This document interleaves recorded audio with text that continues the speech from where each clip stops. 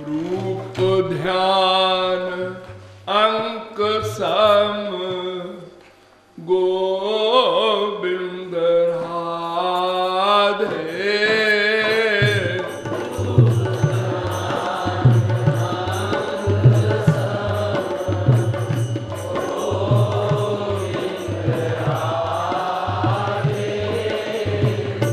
और साधनाओं को शून्य बता दे।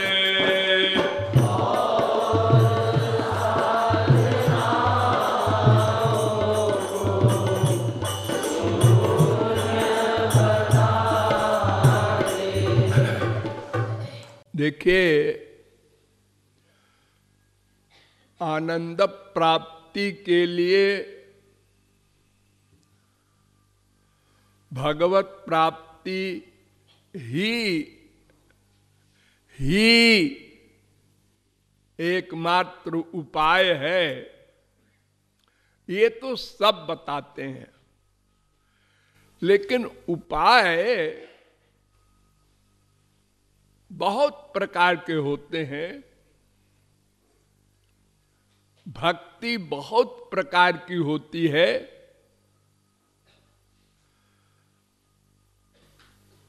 भागवत में तो 30 प्रकार की भक्ति भी बताई गई है।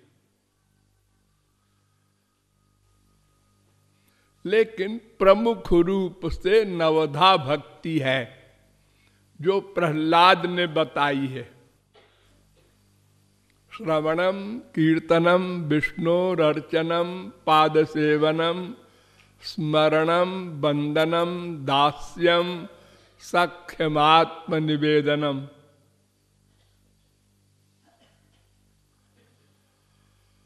सातवें स्कंद के 5वें अध्याय का 23वां श्लोक। अर्थात 9 प्रकार की भक्ति होती है। इस समय आप लोग श्रवण भक्ति कर रहे हैं, यानी भगवान संबंधी चर्चा सुनना,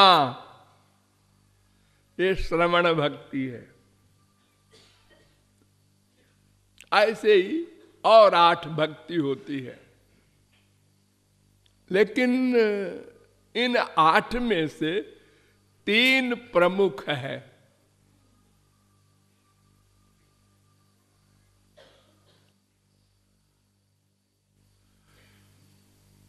परीक्षित ने अपने गुरु जी सुखदेव परमहंस से पूछा, यत् श्रोतव्यमथो जप्यम यत् कर्तव्यम नृभि प्रभो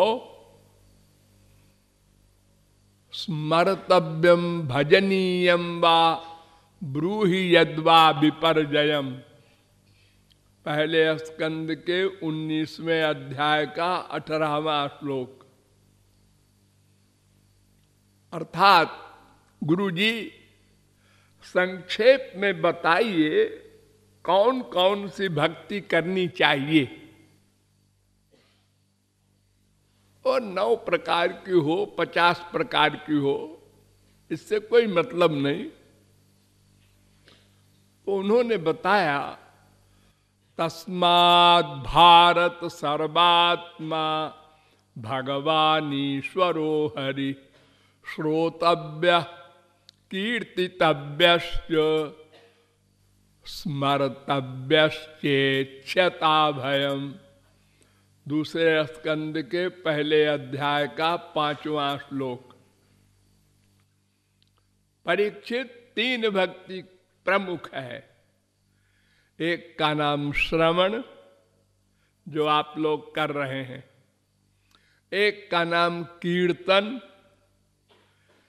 ये भी आप लोग करते ही हैं। एक का नाम है स्मरण। स्मरण ये आप बहुत कम करते हैं, यही गड़बड़ करते हैं।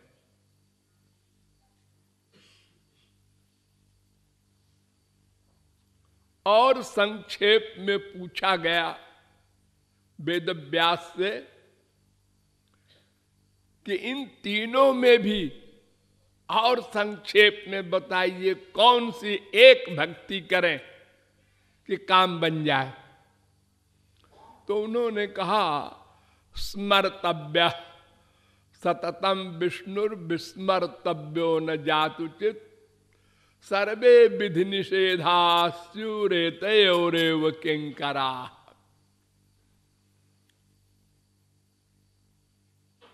आलोड्य सर्वशास्त्राणि विचार्य च पुनः पुनः इदमेकम सुनिष्पन्नम ध्येयो नारायणो हरि।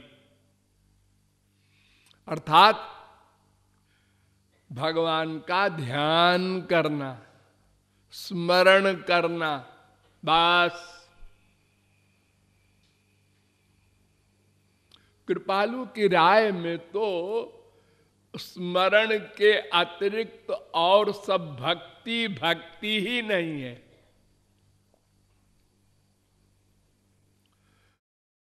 अंक होता है ना, 1 2 3 4 5 6 7 8 9, इसको अंक कहते हैं। और इसके आगे 0 लगा दो, 0 लगा दो, तो 1 और 0 10 हो गया। और खाली 0 लगाते जाओ हजारों, तो 0 ही रहेगा, 0 रहेगा।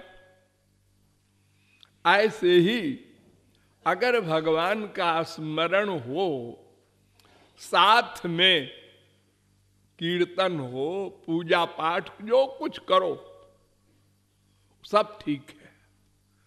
अगर स्मरण नहीं है तो सारी भक्ति 0।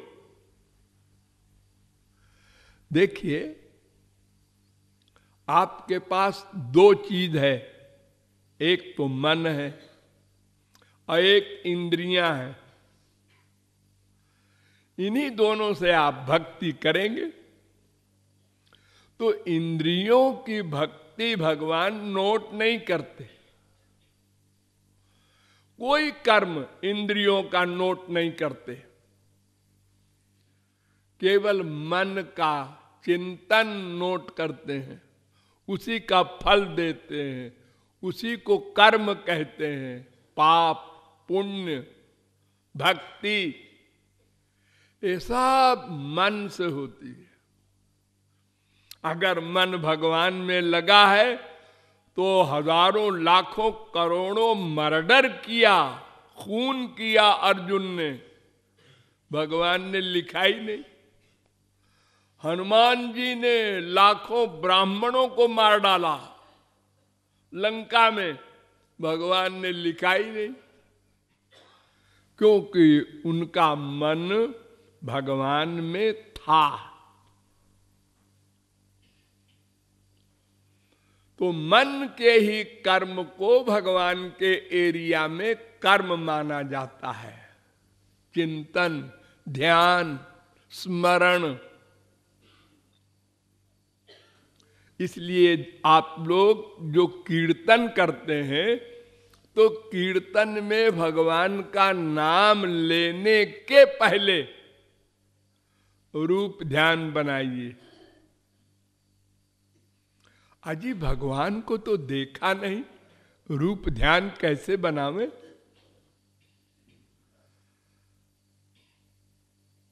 भगवान ने बड़ा सुंदर नियम बना दिया है कि तुमको जो पसंद हो रूप बना लो। हमारे संसार में तो रूप पक्का निर्धारित होता है। हमारे बाप का यही रूप है, वही रूप रहेगा। मां की शक्ल ये है, वही रहेगी। लेकिन भगवान का रूप कुछ एक नहीं है। अनंत नाम रूपाय, अनंत नाम है, अनंत रूप है। ऐसे ऐसे रूप है कि देखते ही कामदेव मूर्छित हो गया। और ऐसे रूप भी हैं कि देखकर अर्जुन को दिव्य दृष्टि दिया तो भी चक्कर आ गया, कांपने लगा अर्जुन, गांडीवधारी अर्जुन।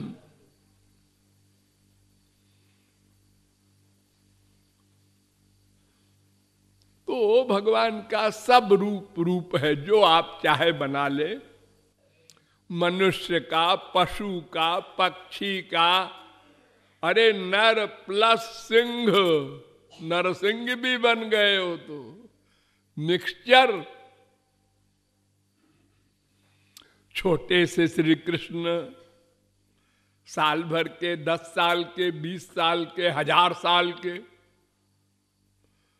त्वम स्त्री त्वम पुमान त्वम कुमार उत वा कुमारी त्वम जीर्णो दंडेन बंचसि। श्वेताश्वतरोपनिषद 4थे अध्याय का 3रा मंत्र। वो स्त्री बन जाते हैं, कुमार बन जाते हैं, कुमारी बन जाते हैं, बूढ़े बन जाते हैं, तुमको जैसा पसंद हो बना लो, मन से। मन से सबकी पसंद अलग अलग है। देखिए, आप लोगों को आमतौर से हमारे भारत में गोरा रंग पसंद होता है, गोरा। काली लड़की होती है तो माँ बाप कहते हैं इसका ब्याह होना बड़ा मुश्किल है, ये तो बहुत काली हुई है। और अमेरिका में काला रंग पसंद करने लगे लोग। तो अपनी अपनी पसंद है। किसी को ठिगना पसंद है, किसी को लंबा आदमी पसंद है, किसी को जरा मोटा पसंद है, किसी को छरहरा पसंद है, किसी को कैसी नाक पसंद है, कैसा मुख, जैसा पसंद हो बना लो। इतनी कृपा भगवान की। उस रूप को भगवान अपना रूप मान लेंगे। सकृद्यदंग प्रतिमा तराहिता मनोमयी भागवतीम ददौ गतिम। परीक्षित ने पूछा था कि अघासुर राक्षस, जिसने सब ग्वाल बालों को अपने पेट में धर लिया कि निगल जाए, उसको श्री कृष्ण ने गोलोक दे दिया। तो सुखदेव परमहंस ने कहा, अरे बुद्धू, हो तो उसके तो मुंह में श्री कृष्ण भगवान चले गए थे, उनका चरण उसके मुख में था।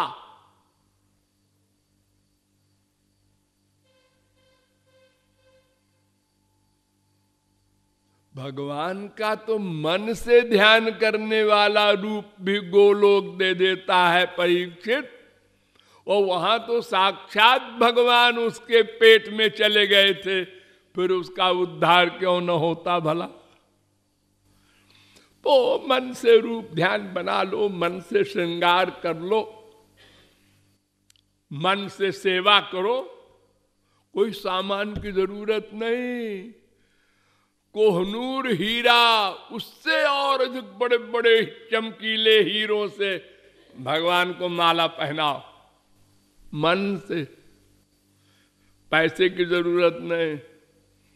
हमारे संसार में लोग पूजा करते हैं घर में 2-4 चीज से, चंदन है, अक्षत है, अगरबत्ती है, और कोई चीज नहीं होती और चिल्लाता है उसका पति, अरे अगरबत्ती कहाँ है?